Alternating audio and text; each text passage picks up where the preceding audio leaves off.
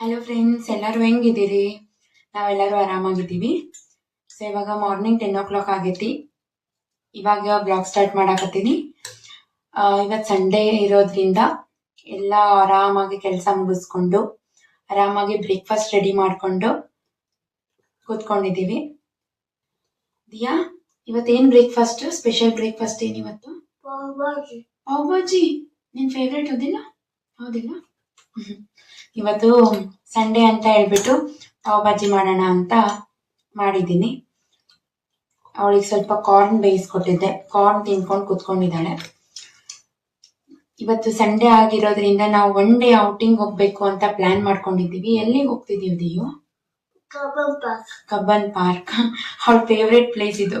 Cubbon Park ಅಲ್ಲಿ ಬಾಲ್ ಭವನ್ ಅಂತ ಐತಿಯಲ್ಲ, ಅಲ್ಲಿ ಹೋಗ್ಬಿಟ್ರೆ ಮುಗೀತು. ಎಲ್ಲ ಆಟಗಳನ್ನ ಆಟ ಆಡಿ ಚೆನ್ನಾಗಿ ಎಂಜಾಯ್ ಮಾಡಿ ಬರ್ತಾಳೆ. ಸೊ ಒನ್ ಡೇ ಹೊರಗಡೆ ಹೋಗ್ಬಿಟ್ರೆ ಈವ್ನಿಂಗ್ ವರ್ಗು ಚೆನ್ನಾಗಿ ಟೈಮ್ ಪಾಸ್ ಆಗ್ತೈತಿ.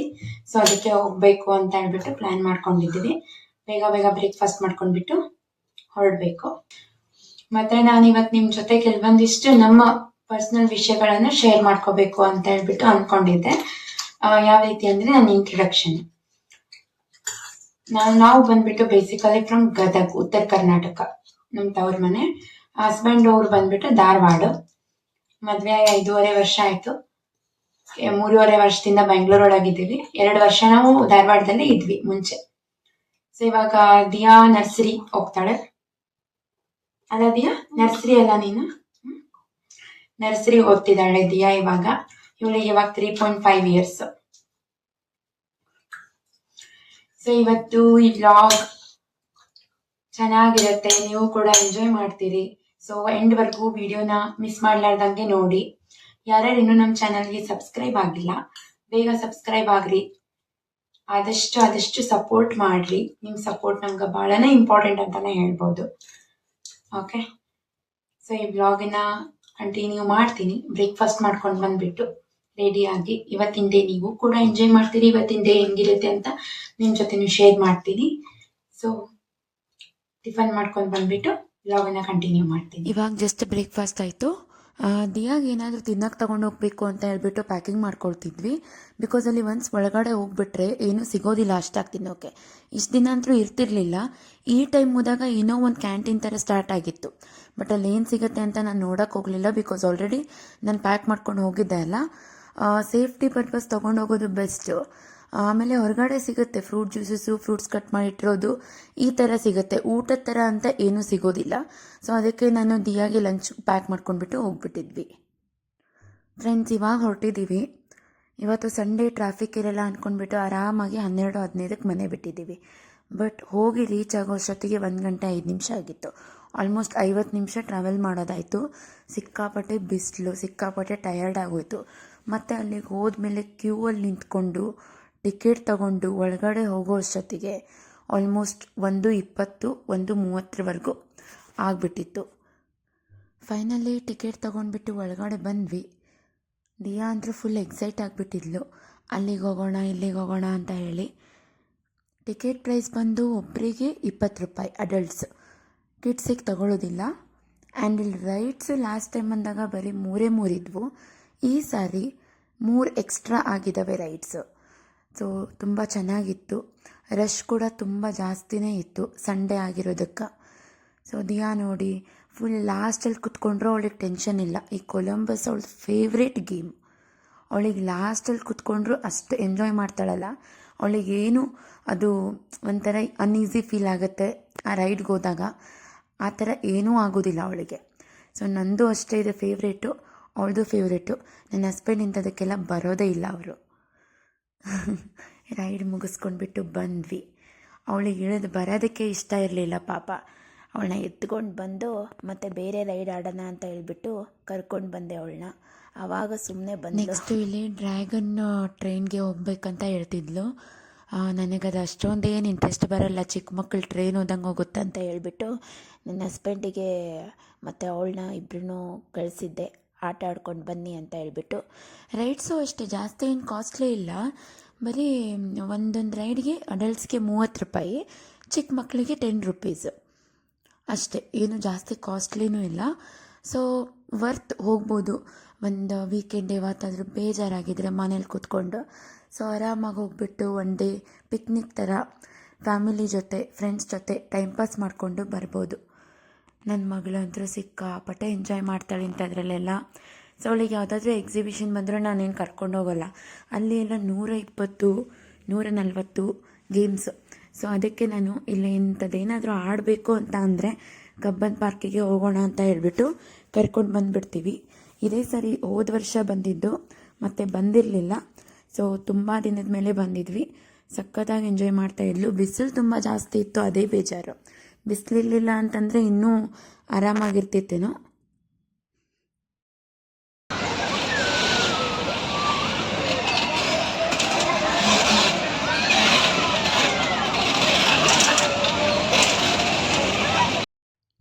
ಫ್ರೆಂಡ್ಸ್, ದಿಯಾಗ ಈ ಬ್ರೇಕ್ ಡ್ಯಾನ್ಸು ಹೆದರಿಕೆ ಇಲ್ಲ. ಎಷ್ಟು ಆರಾಮಾಗಿ ಬಂದು ಕೂತ್ಕೊಂಡಿದ್ದಾಳೆ. ನಾನು ಹೋಗ್ತಿದ್ದೀನಿ, ನಾನು ಬರ್ತೀನಿ ಅಂತ ಹೇಳಿ ಬಂದಳು.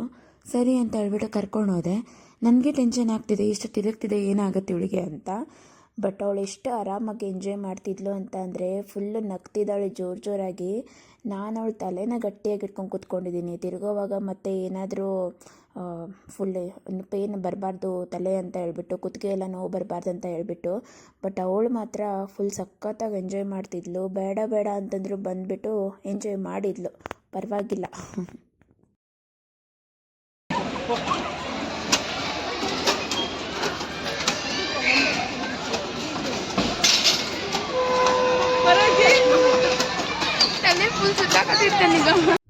ಅಲ್ಲಿ ಕೆಳಗಡೆ ಇಳಿದು ಬಂದಮೇಲೆ ತಲೆ ಫುಲ್ ಸುತ್ತಿದಂಗೆ ಆಗ್ಬಿಡ್ತು, ನಿಂತ್ಕೊಳ್ಳೋಕ್ಕೆ ಆಗ್ತಾಯಿಲ್ಲ. ಸೊ ಸ್ವಲ್ಪ ರಿಲ್ಯಾಕ್ಸ್ ಆಗಿಬಿಟ್ಟು ಮತ್ತೆ ಬಂದು ಇಲ್ಲಿ ಪಾರ್ಕ್ ಇತ್ತು, ಚಿಕ್ಕ ಮಕ್ಕಳ ಪಾರ್ಕು. ಅಲ್ಲಿ ಎವ್ರಿ ಟೈಮ್ ಫ್ರೀ ಇರ್ತಿತ್ತು. ಬಟ್ ಈ ಸಾರಿ ಎಲ್ಲ ಗೇಟೆಲ್ಲ ಹಾಕ್ಬಿಟ್ಟು 5 ರೂಪೀಸ್ ಎಂಟ್ರೆನ್ಸ್ ಮಾಡಿದ್ದಾರೆ ಒಬ್ಬೊಬ್ಬರಿಗೆ. ಸೊ ನಾನು ದಿಯಾನ್ ಕರ್ಕೊಂಡು ಹೋಗ್ಬಿಟ್ಟು ಅವಳಿಗೆ ಎಲ್ಲ ಆಟ ಆಡಿಸ್ಕೊಂಡು ಬಂದ್ವಿ. ಬಟ್ ಟಾಯ್ ಟ್ರೈನ್ ಒಂದು ಹೋಗೋಕ್ಕಾಗಲಿಲ್ಲ, ಸಿಕ್ಕಾಪಟ್ಟೆ ಕ್ಯೂ ಇತ್ತು. ಕ್ಯೂಗೆ ನಿಂತ್ಕೊಂಡ್ಬಿಟ್ರೆ 1 ಅವರ್ ಆಗ್ತಿತ್ತೇನೋ. ಅದಕ್ಕೆ ಈ ಸಾರಿ ಅದು ಬೇಡ ಅಂತ ಹೇಳ್ಬಿಟ್ಟು ಅಲ್ಲಿ ಏನೂ ಹೋಗಲಿಲ್ಲ ನಾವು. ಯಾರಿಗೆ ತಂದೀಯ ಫ್ಲವರ್ನ? ಹಾಂ, ನನ್ಗ? ಹಾಂ, ಪಪ್ಪಾಗ?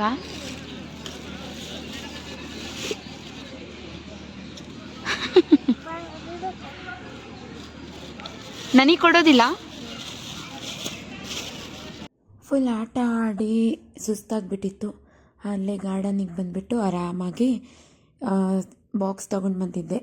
ಅದನ್ನು ತಿನ್ನಿಸಿ ನಾವು ಕೂಡ ಫ್ರೂಟ್ಸ್ ತಿಂದ್ಕೊಂಡು ಆಟ ಆಡ್ಕೊಂಡು ಕೂತ್ಕೊಂಡಿದ್ವಿ. ಅವಳು ಅಲ್ಲಿ ಬಿದ್ದಿರೋ ಫ್ಲವರ್ಸ್ನೆಲ್ಲ ಆರಿಸ್ಕೊಂಡ್ಬಿಟ್ಟು ಆಟ ಆಡ್ತಿದ್ಲು. ನನಗೆ ಗೊತ್ತಿಲ್ಲಪ್ಪ. ನನಗೇನು ಗೊತ್ತು ಅವ್ರು ಎಲ್ಲೋಗಿದ್ದಾರೆ ಅಂತ? ನೀನೇ ಹುಡ್ಕೋಗು.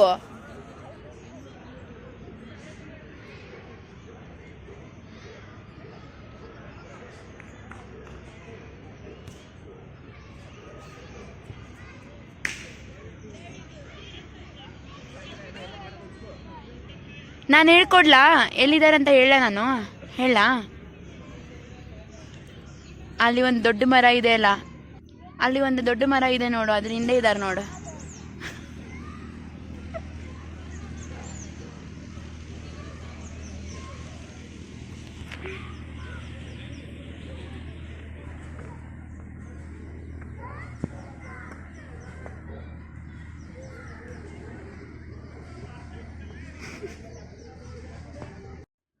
ಅವಳಿಗೂ ಆಟ ಆಡಿ ಫುಲ್ ಟಯರ್ಡಾಗಿ ನಿದ್ದೆ ಬಂದು ಅಳೋದಕ್ಕೆ ಸ್ಟಾರ್ಟ್ ಮಾಡಿಬಿಟ್ಟಿದ್ಲು. ಸರಿ ಇನ್ನು ಹೋಗೋಣ ಅಂತ ಹೇಳ್ಬಿಟ್ಟು ಹೊರಟ್ವಿ. ಬಿಸಿಲು ಕಡಿಮೆ ಆಗಿತ್ತು, ಸಾಯಂಕಾಲ 5 ಗಂಟೆ ಆಗಿತ್ತು. ಹೊರಗಡೆ ಹೋಗೋ ಅಷ್ಟೊತ್ತಿಗೆ ಅವಳು ಹಾರ್ಸ್ ರೈಡ್ನ ನೋಡಿದ್ಲು. ಅದನ್ನು ಟ್ರೈ ಮಾಡಬೇಕು ಅಂತ ಹೇಳಿದ್ಲು. ಸರಿ ಅಂತ ಹೇಳಿಬಿಟ್ಟು ಟ್ರೈ ಮಾಡಲಿ ಅಂತ ಹೇಳಿ ಕಳಿಸಿದ್ವಿ. ಒಬ್ಬರಿಗೆ 50 ರೂಪಾಯಿ ತಗೊಳ್ತಾರೆ ಚಿಕ್ಕ ಮಕ್ಕಳಾದರೆ, ದೊಡ್ಡವರಿಗೆ 100 ರೂಪೀಸು. ಸೊ ಒಂದು ರೌಂಡು ಕರ್ಕೊಂಡು ಹೋಗಿ ಬರ್ತಾರೆ. ಅವಳಂತೂ ಸಿಕ್ಕಾಪಟ್ಟೆನೇ ಎಂಜಾಯ್ ಮಾಡ್ತಾಯಿದ್ಲು. ಸೊ ಖುಷಿ ಆಯ್ತು ಇದನ್ನೆಲ್ಲ ನೋಡಿ. ಅವಳಿಗೆ ಜಾಸ್ತಿನೇ ಧೈರ್ಯ ಐತಿ ನಮ್ಗಿನ. ಇದನ್ನೆಲ್ಲ ಮುಗಿಸ್ಕೊಂಡು ಹೊರಡೋ ಅಷ್ಟೊತ್ತಿಗೆ 5:30 ಆಗಿತ್ತು. ಗಾಡೀಲಿ ಹೋಗ್ತಾನೆ ದಿಯಾ ಮಲ್ಕೊಂಡ್ಬಿಟ್ಲು. ಫುಲ್ ನಿದ್ದೆಗೆ ಹೋಗ್ಬಿಟ್ಲು. ಟಯರ್ಡ್ ಭಾಳ ಆಗಿತ್ತು ಅವಳಿಗೆ. ಸೊ ಫ್ರೆಂಡ್ಸ್, ಈ ರೀತಿ ಒಂದಿನ ಹೊರಗಡೆ ಔಟಿಂಗ್ ಹೋಗೋದು ಭಾಳನೇ ಇಂಪಾರ್ಟೆಂಟ್ ಅಂತಲೇ ಹೇಳ್ತೀನಿ. ಯಾಕಂದರೆ ಮನೇಲಿದ್ದರೆ ಬರೀ TV ಮೊಬೈಲು ಕೆಲಸ ಅದು ಇದು ಅಂತ ಹೇಳಿ ಬ್ಯುಸಿ ಆಗಿಬಿಡ್ತೀವಿ. ಅವ್ರಿಗೆ ನಾವು ಟೈಮೇ ಕೊಡೋದಿಲ್ಲ. ಈ ರೀತಿ ಹೊರಗಡೆ ಕರ್ಕೊಂಡು ಬಂದರೆ ಅವ್ರ ಜೊತೆ ಆಟ ಆಡೋದು, ಅವ್ರ ಜೊತೆ ಟೈಮ್ ಸ್ಪೆಂಡ್ ಮಾಡೋದು, ಇದೆಲ್ಲ ತುಂಬಾ ಚೆನ್ನಾಗಿರುತ್ತೆ. ಬರ್ತಿತ್ತು ಇವತ್ತು ಬಂದಿದ್ದು. ಫ್ರೆಂಡ್ಸ್, ಜಸ್ಟ್ ಮನೆಗೆ ಬಂದ್ವಿ, ಒಂದು 10 ನಿಮಿಷ ಆಯಿತು. ಸೊ ಇವಾಗ ಫ್ರೆಶ್ ಅಪ್ ಆಗಿಬಿಟ್ಟು ಅಡುಗೆ ಮಾಡಿಬಿಟ್ಟು ಊಟ ಮಾಡಿ ಮಲ್ಕೋಬೇಕು ಅಷ್ಟೇ. ನಾಳೆ ಮಂಡೇ ಸ್ಕೂಲ್ ಇದೆ. ಇವತ್ತಿನ ದಿನ ತುಂಬ ಚೆನ್ನಾಗಿನೇ ಹೋಯ್ತು ಅಂತಲೇ ಹೇಳ್ತೀನಿ. ಯಾಕಂದರೆ ಭಾಳ ದಿನ ಆಗಿತ್ತು, ಎಲ್ಲೂ ಹೋಗಿರಲಿಲ್ಲ, ಮನೇಲೇ ಕುತ್ಕೊಂಡು ಭಾಳ ಬೋರ್ ಆಗ್ತಿತ್ತು. ಸೊ ಇವತ್ತಂತೂ ಚೆನ್ನಾಗಿ ಎಂಜಾಯ್ ಮಾಡಿಬಿಟ್ಟು ಬಂದ್ವಿ. ಸೊ ಈ ವಿಡಿಯೋ ನಿಮಗೂ ಕೂಡ ಇಷ್ಟ ಆಗುತ್ತೆ ಅಂತ ಅಂದ್ಕೊಂಡಿದ್ದೀನಿ. ಯಾರ್ಯಾರಿಗೆ ಈ ವಿಡಿಯೋ ಇಷ್ಟ ಆಗಿದೆ ಎಲ್ಲರೂ ಲೈಕ್ ಮಾಡಿ, ಸಬ್ಸ್ಕ್ರೈಬ್ ಮಾಡಿ ಅಂತ ಹೇಳ್ತಾ ಈ ವಿಡಿಯೋನ ಇಲ್ಲಿಗೆ ಎಂಡ್ ಮಾಡ್ತಾ ಇದ್ದೀನಿ. ಸೊ ಮತ್ತೊಂದು ಹೊಸ ವ್ಲಾಗ್ ಒಂದಿಗೆ ಬರ್ತೀವಿ. ಎಲ್ಲರಿಗೂ ಗುಡ್ ನೈಟ್, ಟೇಕ್ ಕೇರ್, ಬಾಯ್.